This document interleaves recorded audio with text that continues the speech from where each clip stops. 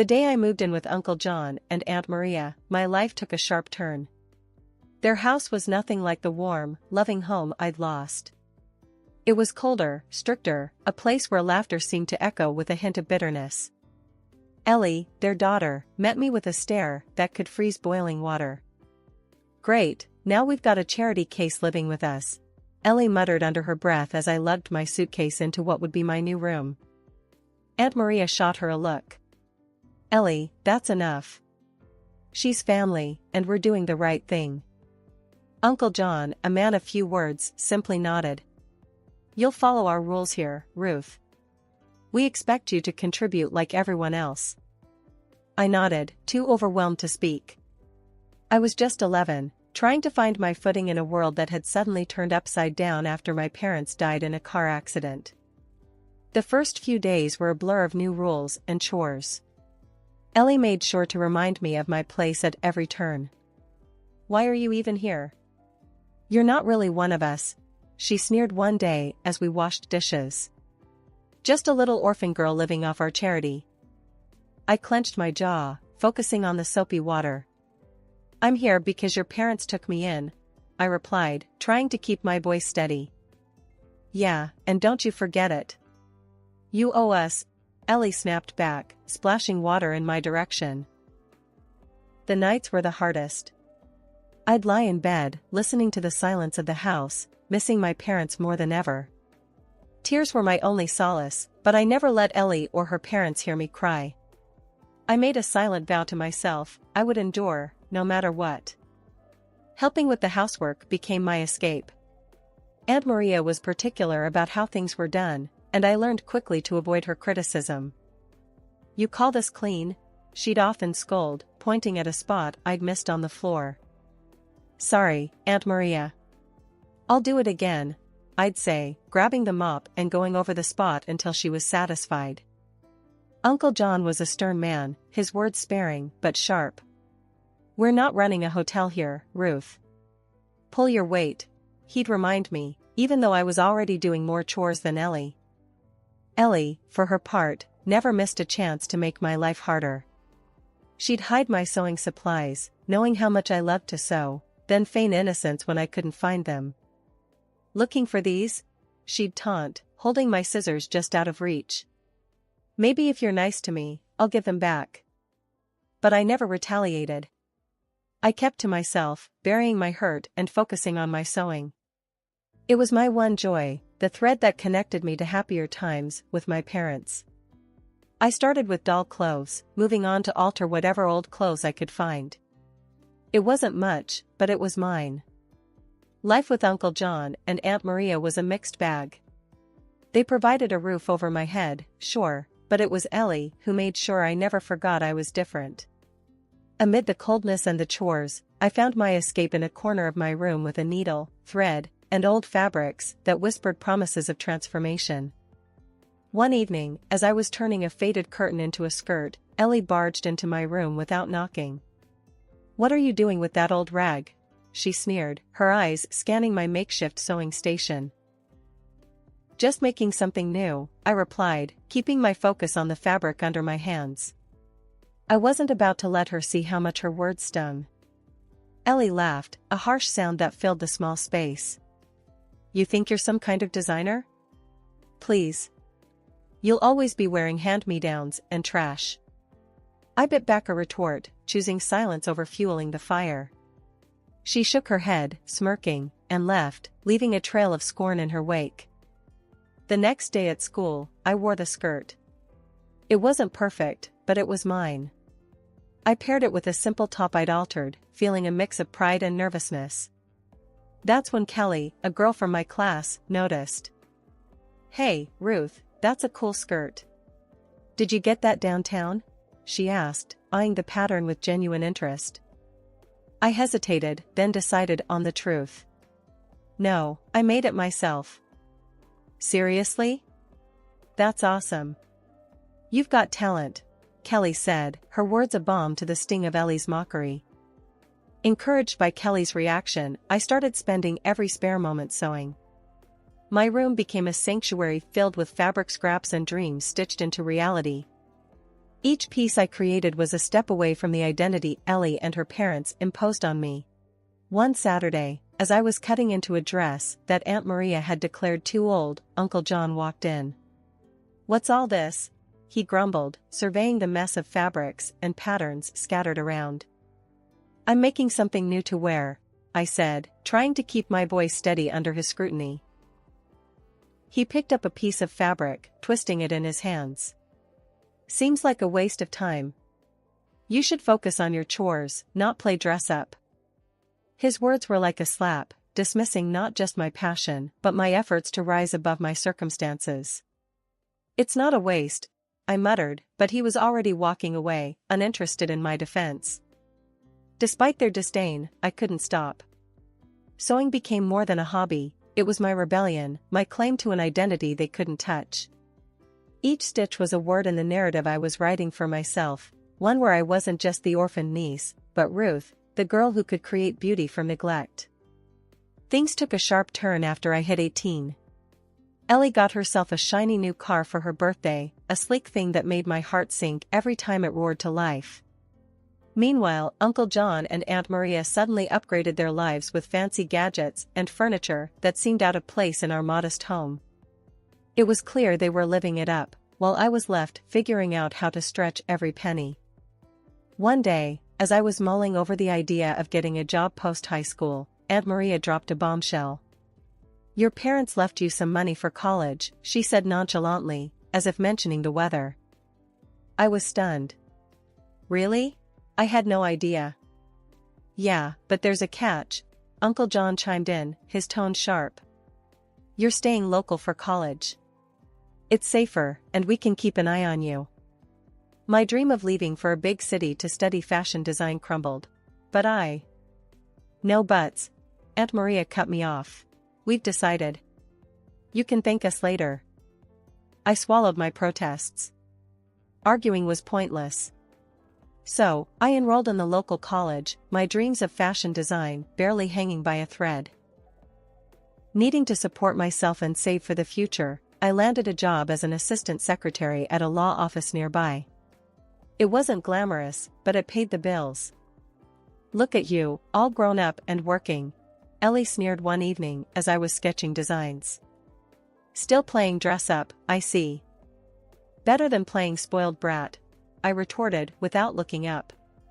My patience with her was wearing thin. She huffed, clearly annoyed, and stormed out. I couldn't help but smile a little. For once, I had the last word. Despite the setbacks, I didn't give up on fashion. Every evening, after work and classes, I'd dive into my world of sketches and fabrics, transforming Ellie's discarded clothes into pieces that felt like me. It was my rebellion, my way of holding on to the dream, even if it was stitched together from the leftovers of someone else's life. Working late again, Ruth, my coworker, Mike, asked one evening as he passed by my desk. "Yeah, got a project I'm passionate about," I replied, packing up my sketches discreetly. "Must be nice, having something you love doing," he said, a hint of envy in his voice. "It is," I admitted, feeling a surge of pride. "It's not much, but it's mine." Walking home that night, I felt a mix of emotions. Frustration, for sure, at the way my life was hemmed in by my guardian's decisions. But also determination. I might have been forced to stay local, but I wasn't going to let that define me or my future. The more time passed, the more I started to feel like I was living in a house of cards, about to crumble at any moment. Uncle John and Aunt Maria, who once lived as modestly as monks, were suddenly splurging like lottery winners.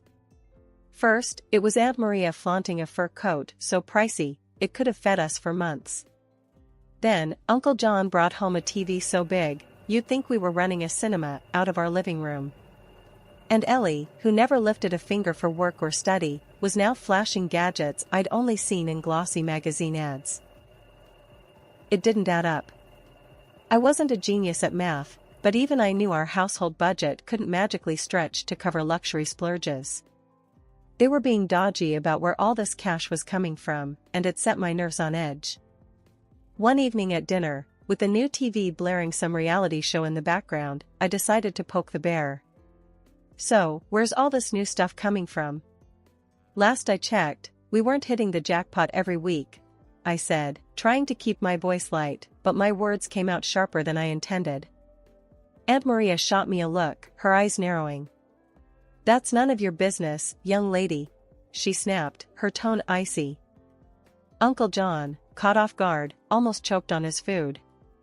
Coughing, he managed to say, "Well, I got a promotion at work."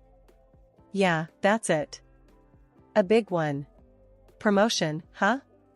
I pressed, not buying it for a second. Must have been one heck of a jump to start throwing money around like this. Ellie, sensing tension, quickly chimed in with her usual snark. "What's it to you, Ruth? Jealous much? Not all of us need to scrape by, you know." I clenched my fists under the table, feeling a mix of anger and confusion. "Just curious is all." Seems weird, doesn't it? Suddenly, living like kings out of nowhere. The room went silent, the only sound coming from the TV's chatter. Uncle John and Aunt Maria exchanged glances, a silent conversation passing between them. Finally, Uncle John cleared his throat. "Let's just say we've been careful with our savings, all right? No need to worry your little head about it." "Careful with savings?" "Right." I knew something was off. The dots weren't connecting, and their answers were as flimsy as a house of cards in a windstorm. That night, as I lay in bed, the pieces of the puzzle nagged at me. The fur coat, the TV, Ellie's gadgets, and the documents. Those endless documents they had me sign, always with the excuse that it was for benefits or some other vague reason. I trusted them, never bothering to read what I was signing. But lying there, it hit me like a ton of bricks. Could those signatures of mine be the source of their sudden wealth? The deception swirling around my guardian's sudden wealth weighed heavily on me, but amidst the chaos, a sliver of light shone through. Tom. He worked part-time at the law office, a law student with a sharp mind and a kind heart. Our connection was immediate, a bond formed over shared dreams and the mundane realities of office life. One afternoon, while organizing files, our hands brushed, sending a jolt of electricity through me. We locked eyes, and he smiled. "Ruth, you ever think about escaping this place?" he asked, his voice low. "All the time," I admitted, feeling a flush of warmth. "But it feels like I'm stuck in quicksand." He nodded, understanding. "Well, if you ever need a partner in crime, you know where to find me." It was a joke, but it sparked something between us, a flicker of rebellion against the constraints of our lives. Our secret rendezvous became the highlight of my days, stolen moments filled with laughter and dreams. But as our connection deepened, Aunt Maria grew suspicious. One evening, she cornered me in the kitchen. "I've seen you sneaking around with that boy from the office." "Don't think I haven't noticed," she hissed, her eyes boring into mine. I tried to keep my composure. "Tom's just a friend, Aunt Maria. Nothing to worry about." "A friend, huh? Don't play me for a fool, Ruth. You're not to see him again." "It's for your own good," she snapped, her tone leaving no room for argument. I was stunned. "You can't control who I see or what I feel. Tom's a good person." Aunt Maria's face hardened. "I won't have you ruining your future for some boy. You'll thank me one day." I bit my tongue, anger and frustration boiling inside. It was clear she wouldn't listen. From that moment, Tom and I knew we had to meet in secret, our love a forbidden flame that refused to be extinguished. "Looks like we're modern-day Romeo and Juliet," Tom joked one night as we huddled in the shadows of a park, far from prying eyes. "I guess that makes Aunt Maria the villain in our story," I replied, trying to smile, despite the bitterness in my heart. "We'll find a way out of this, Ruth. Together," Tom said, taking my hand. His determination was comforting, a beacon of hope in the darkness. But our secret meetings couldn't go unnoticed forever. Ellie, ever the spy, caught us one day and wasted no time in running back to Aunt Maria and Uncle John. The confrontation that followed was explosive. "You're grounded. No more job, no more college until you learn your place," Uncle John declared, his face red with anger. "You can't do this. You're not my jailers." I shot back, defiance rising in me. Aunt Maria's laugh was cold and sharp. "Oh, but we can, dear. You'll learn to obey, or you'll lose everything." The threat was real, and the stakes were higher than ever. In the dead of night, Tom and I made plans to fight back, to reclaim my inheritance and our freedom. "It's us against the world, Ruth. We'll expose their lies and build our own future," Tom whispered, his words a vow I clung to. It was a chilly Thursday evening, the kind where the wind seemed to whisper secrets as it passed. Tom and I were huddled in the dim light of his tiny apartment, the only place we felt safe from Aunt Maria and Uncle John's prying eyes. The documents I had secretly photographed lay spread out on the coffee table between us, a silent testament to the betrayal I was about to uncover. "Are you sure you're ready for this, Ruth?" Tom asked, his voice laced with concern. He knew the weight of what we might discover. I nodded, my heart hammering in my chest. "I need to know, no matter how bad it is." We started with the will of my parents, a document I had never seen before. As Tom read it aloud, the reality of their love for me, their hopes for my future, hit me hard. They had left me not just their savings, but also investments and properties, a legacy meant to secure my life. And there, in clear legal language, was the clause about my inheritance coming into full effect at 18. "So, they've been lying to you, Ruth. All this time," Tom said, his voice tight with anger. "But why? How could they just use me like this?" The betrayal stung, a bitter pill to swallow. We dug deeper, examining the documents I had signed. Tom's legal knowledge helped unravel the complex web of deceit. "Look here," he pointed out. "By signing this, you basically allowed them access to your funds. They've been funneling your inheritance into their accounts." The realization hit me like a freight train. My trust, my loyalty, had been manipulated to fund their lavish lifestyle. "I can't believe this. They told me it was all for benefits, for my college fund," I said, feeling naive and foolish. "It's classic fraud, Ruth. And it's illegal." "You have rights," Tom reassured me, his hand finding mine. The next steps were daunting.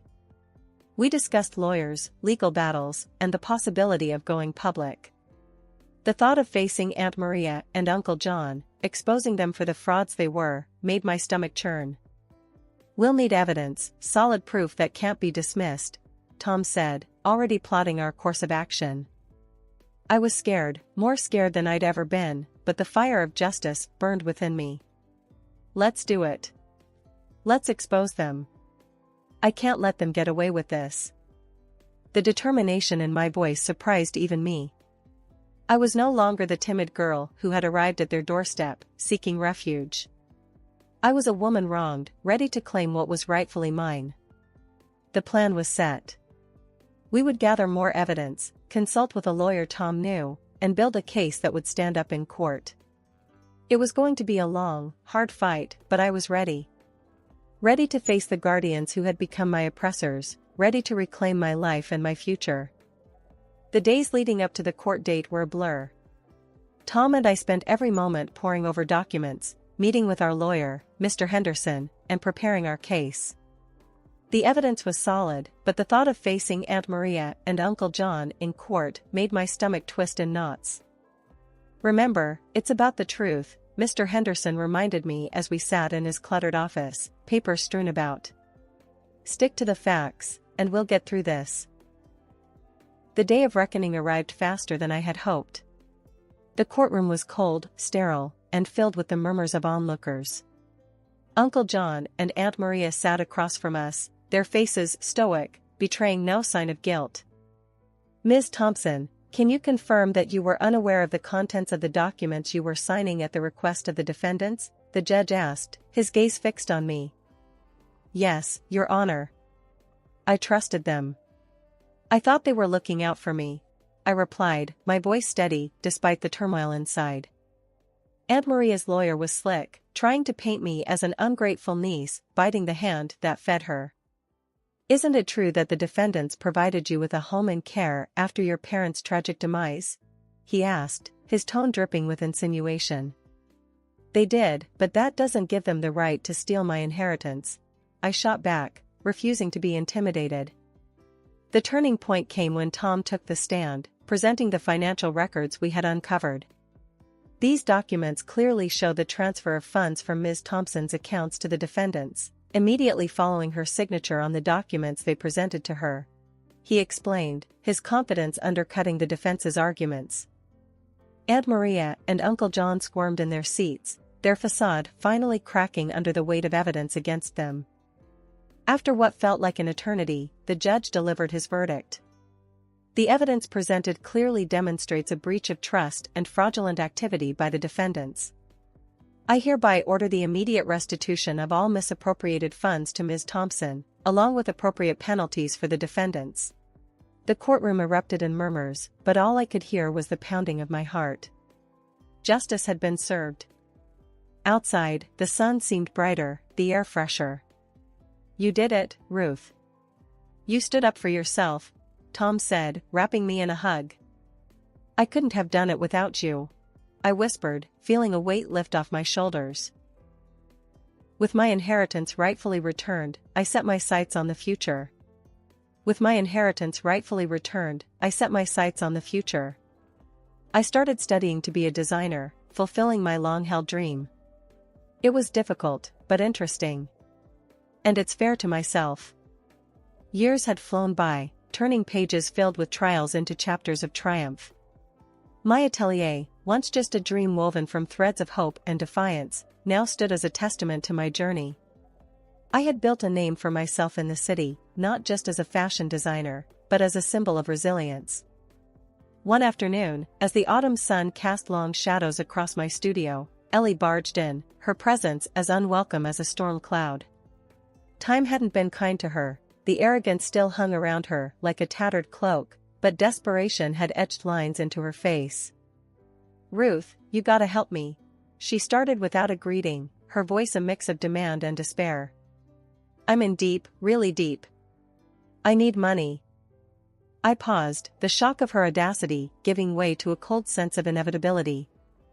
Ellie, I can't just hand you money. But I can offer you a job. Work for it, earn it. Her reaction was immediate and volcanic. A job? Are you kidding me? I don't need a job, Ruth, I need cash, and I need it now. She spat, her eyes blazing with anger.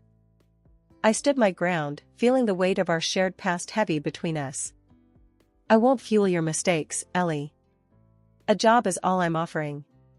Take it or leave it. Her fury boiled over. You think you're better than me now, huh? Just because you play dress up for a living? She sneered, her words laced with venom. No, Ellie. I worked hard for everything I have. I'm offering you a chance to do the same, I replied, my voice steady. Ellie's laugh was bitter, devoid of humor. I don't need your charity or your lectures. You'll regret this, Ruth. As she stormed out, I felt a wave of sadness for what we both had lost, but also a deep, unshakable conviction in my choices. I had learned the hard way that no one could save you if you weren't willing to save yourself. Weeks later, news trickled down to me that Aunt Maria and Uncle John's house had been sold off to cover debts. Ellie had vanished, chasing after windfalls that would never come.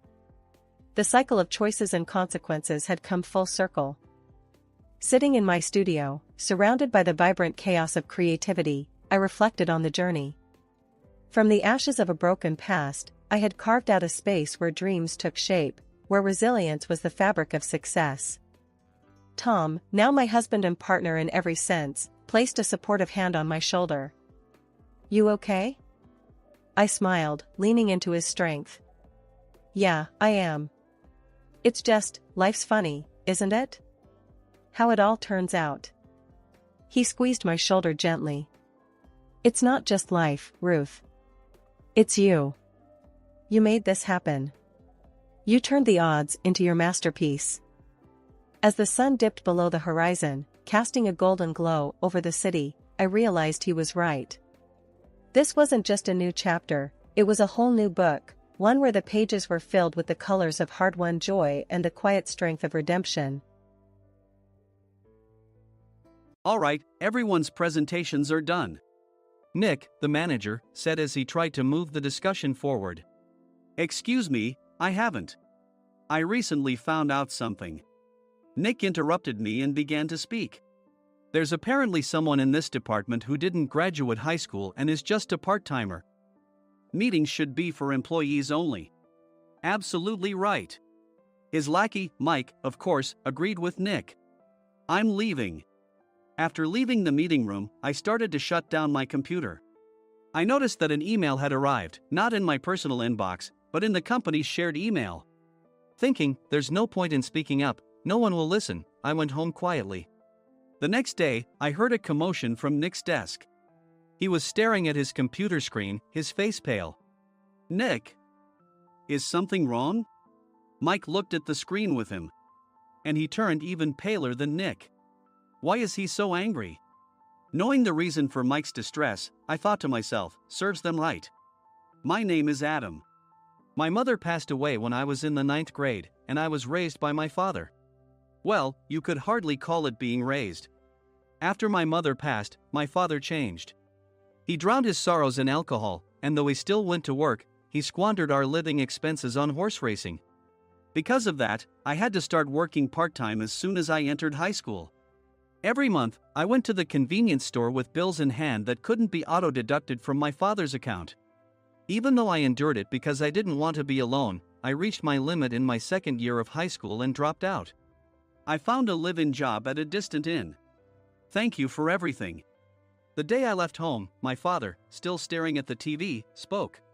Take care. That was our last conversation. Back then, 18 wasn't the age of majority, so I needed my father's permission to work, and I couldn't hide my place of employment. Yet, my father never visited me even once. I kept working just to survive, and before I knew it, I was 42. Years of hard work paid off, and I was transferred to the headquarters. I was thrilled to be recognized by the company, as I thought I'd be working in the field until retirement due to my lack of formal education. Listen up. Our work can change the future of our employees. Don't drag us down. On my first day after the transfer, Nick, dressed in an expensive suit, spoke sternly. There was a reason for this. Our inn was located in a prominent tourist destination, known so well that everyone in the state could sing its commercial jingle. At its peak, we had 5 locations within the state. But that was long ago. Due to financial difficulties and aging facilities, only the place where I had worked for many years and the original establishment remained. I was prepared to lose my job anytime, but now there was a glimmer of hope. With the rise of social media, the tourist area where the inn was located started gaining attention again. Depending on how hard the sales department, where I was transferred, worked, we could either thrive or be forced to give up this prime location to the new hotel chains continuously popping up. For Nick, who had switched careers from another industry to strengthen our sales, this was a battle he couldn't afford to lose. I understood why he had to be strict. I will do my best. Nick sneered at my enthusiastic declaration. Did you not hear what I said? I'm sorry. I thought I was listening carefully.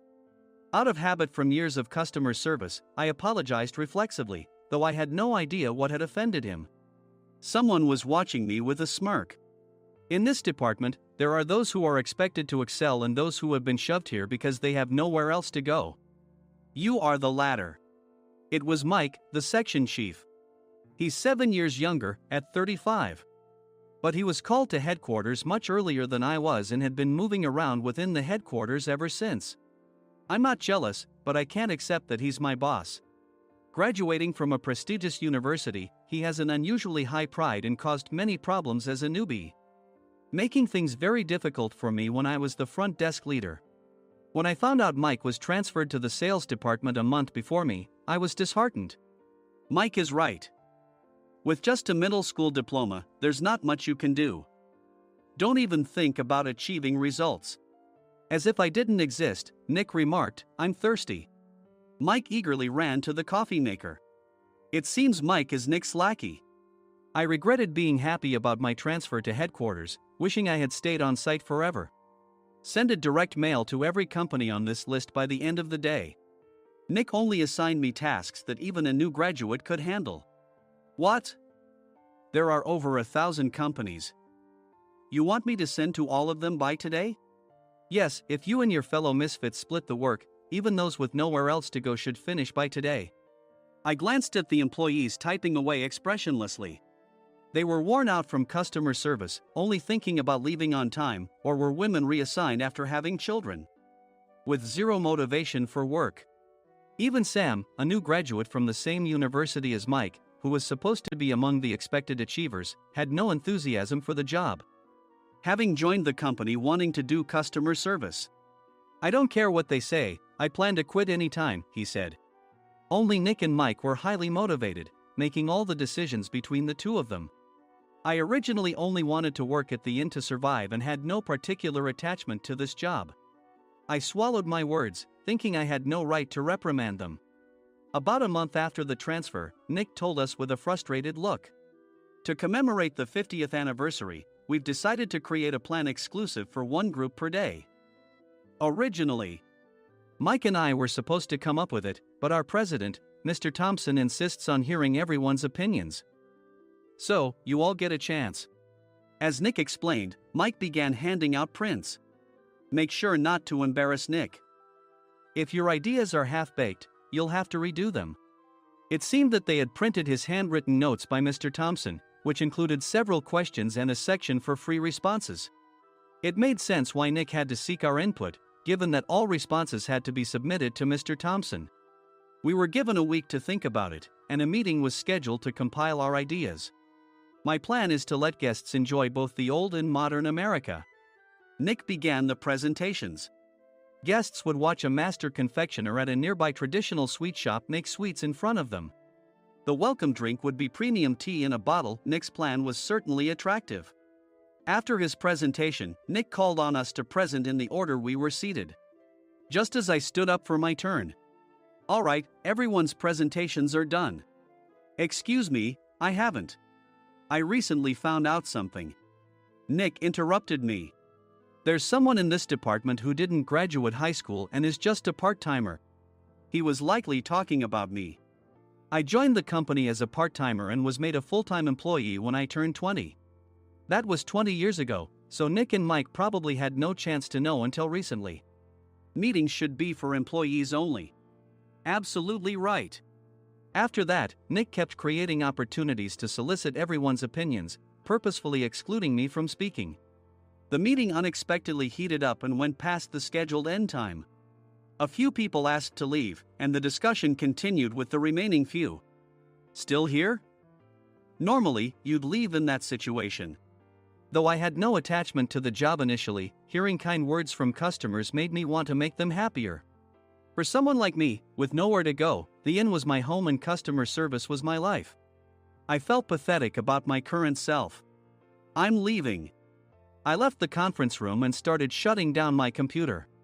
I noticed an email had arrived, not in my personal inbox, but in the company's shared email. Thinking no one would listen to what I had to say anyway, I quietly went home. The next day, while preparing the DM as instructed, I heard a commotion from Nick's desk. In his haste to stand up, he hit his knee on the desk.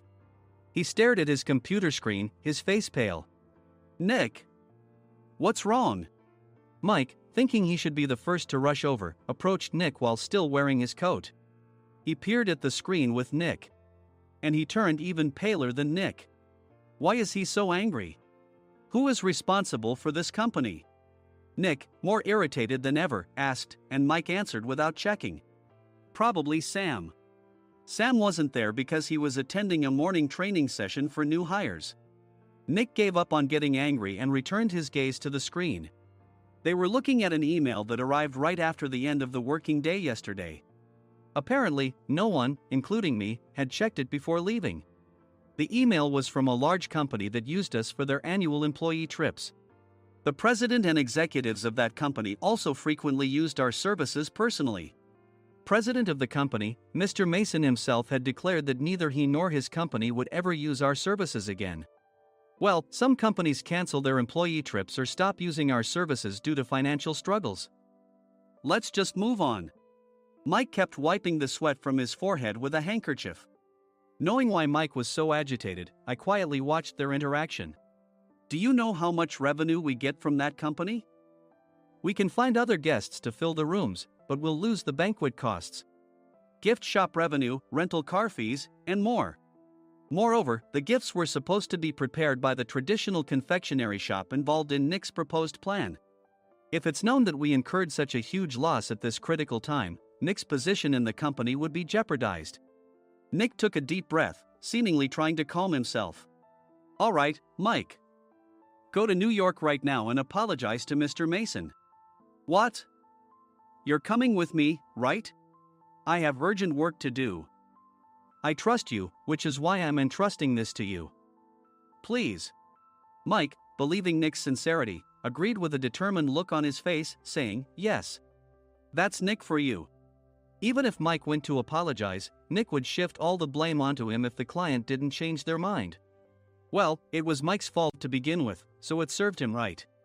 About 3 hours later, Sam answered a call from somewhere and repeatedly apologized, saying, I'm very sorry. Everyone watched to see what was happening. After ending the call, he informed Nick with a weary tone. When Mike arrived at the client's company, he only made things worse, further infuriating Mr. Mason. He was demanding, get his boss here immediately. It was no wonder Sam was exhausted, dealing with such a call right after returning from training. What is that idiot doing? All right, Adam, you're coming with me. If sacrificing Mike didn't work, then I must be next. Normally, I'd want to refuse at all costs, but I saw an opportunity in this situation. If I can be of assistance, I'd be happy to join you. I obediently followed Nick, and we flew to New York. When we introduced ourselves at the reception, it became clear how serious the situation was, as the receptionist personally escorted us to the president's office. Angry voices leaked through the door, making both Nick and me uneasy. Excuse me. I'm Nick, the supervisor. I understand my subordinate has caused you trouble, and I deeply apologize. Nick, with his experience in the corporate world, knew enough to offer an apology before excuses. However, his customer service skills left much to be desired. I sighed as I saw Mike trembling like a small dog in the corner of the room. What kind of training are you giving your subordinates? Mr. Mason glared at Nick with a red face. The intensity of his gaze made even Nick take a step back. Regrettably, I joined this company only 2 years ago and was unaware of Mike's issues. I should have identified his shortcomings sooner. Indeed. I should have realized sooner. No sensible person would come to apologize and then give a lengthy presentation on the drawbacks of not using their inn. Nick froze, his mouth slightly open. Suspecting the worst, I picked up the documents that had fallen to the floor. It seemed Mike hastily prepared these documents on the plane, listing the disadvantages. Disadvantage 1: if you change the venue for the company trip, employees might suspect it's for cost-cutting reasons, leading to a negative impression. Reading it aloud half-jokingly, Nick snatched the papers from my hand and checked the contents with a furious expression. Among the stack of documents was a receipt from a nearby convenience store's copy machine. I felt a pang of dread, hoping he hadn't shown the receipt as well. What do you think he said when I asked what kind of nerve he had to do this? I'm very sorry. Faced with the dire situation, Nick must have thought there was nothing left to do but apologize. In a voice smaller than I'd ever heard from him, he uttered words of apology. He said, I'm a Harvard graduate. I don't believe I said anything wrong. Mike, what have you done? Forgetting his plan to pin the blame on Mike, Nick yelled loudly, even in front of Mr. Mason. I didn't do anything wrong. You're still saying that? Look at him. Mike pointed at me with a shaking hand. I was assigned to headquarters in my 20s and now I'm a section chief. This guy only made it to headquarters at 42. Everything I've done proves I was right. So why are we losing the contract? Having said his piece, Mike collapsed to the floor. Of course. You were sent there because you had nowhere else to go. Mike never expected to hear such words from someone he looked down upon. He lunged at me, and Nick hurriedly stepped in to stop him. Mr. Thompson told me Mike is a quick thinker, and to take good care of him. There's no way he was pushed aside. Don't make things worse here. He didn't say quick thinker, he said only quick-witted, didn't he? I don't remember that part. I recalled the many troubles Mike caused when he was a newbie. When Mike was on the front line, his pride was so high that he never apologized to customers. Customer service, especially in our job, doesn't work alone. It brings both good and bad situations. If the front staff or housekeepers made mistakes, or the cleaning company didn't properly clean a room, one had to apologize to the customers regardless of personal fault. Mike, in such situations, would never apologize, insisting he wasn't at fault. This often angered customers, and as the front desk leader, I frequently had to apologize on his behalf. He caused complaints and disrupted operations, which is why he was quickly moved to headquarters. In departments where he didn't interact directly with customers, his quick thinking was beneficial and things went well. But it seemed his flaws were starting to show. Corporate reservations are supposed to be entered into the system by the sales representative. But a quick check yesterday revealed that more than 10 items were missing from the client's reservation. The handover document clearly stated what needed to be prepared. Why didn't you enter it into the system? Why do we have to give them special treatment? Filling rooms near the banquet hall, setting up all the food in advance. Specifying the brand of wine, they're too demanding. No wonder he always angered customers, I thought, feeling a headache coming on. Grouping them in rooms near the banquet hall is for our benefit too. It makes it easier for the staff to set up beds and serve breakfast since everyone's schedule is synchronized. As for the other requests, Mr. Mason suggested them to lighten our load. I didn't know that. Nick finally seemed to realize that Mike was the one who had angered the client. What did you say to them? I just told them we wouldn't give them special treatment anymore. We shouldn't waste effort on things that don't bring in money. I was utterly exasperated at his lack of understanding of customer service. Of course, we shouldn't comply with unreasonable demands. But carrying over successful practices from past stays makes customers feel remembered and enhances their experience. Good memories encourage repeat visits. That's part of our job. I looked down at Mike, who was sitting on the floor. In our job, nothing is a waste. Mr. Thompson likely moved you to the sales department, hoping you'd finally understand this. How do you think he feels now that you've failed to meet his expectations? Mike, tears in his eyes, fled the president's office. I was amazed he still hadn't apologized. You have it tough, Adam. It's okay, we're all employees of the same company. I deeply apologize for this disrespectful incident. Especially after all the care you've shown us. If it weren't for you, Adam, I really would have stopped staying here. When I heard you were moving to the sales department, I was willing to reconsider if you handled it. Seeing us talk so amicably, Nick's face contorted.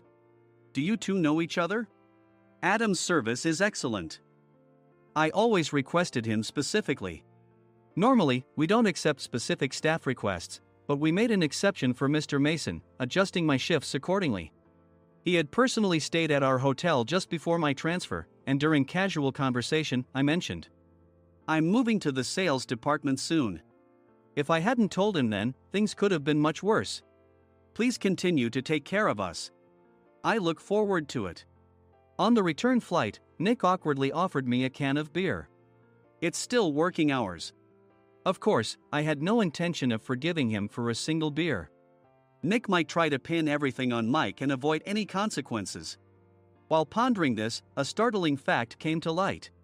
Nick, the tea bottles for the plan have arrived. I handed Nick a bottle labeled with our inn's name. They look good. What are you talking about? These are plastic bottles. I had assumed we would use the trendy, high-end bottling tea. But what arrived were ordinary plastic bottles of tea with customized labels. The only unique aspect was the label, which had the inn's name, making it look customized. Upon further investigation, I discovered that a substantial amount of money was set to be paid to the tea company. It was priced like bottling tea. Does this plastic bottle really cost $100 each?